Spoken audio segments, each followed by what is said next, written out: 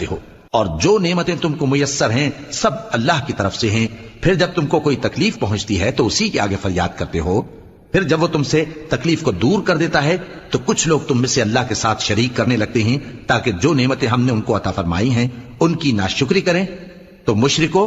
دنیا میں فائدے اٹھا لو، پھر ان قریب تم کو اس کا انجام معلوم ہو جائے گا، اور ہمارے دیے ہوئے مال میں سے ایسی چیزوں کا حصہ مقرر کرتے ہیں جن کو جانتے ہی نہیں۔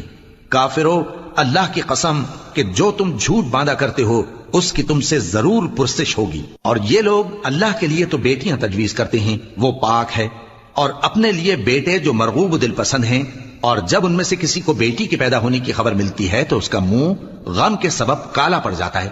اور وہ اندر ہی اندر گھٹنے لگتا ہے،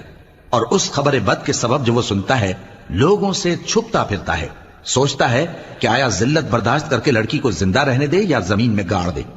دیکھو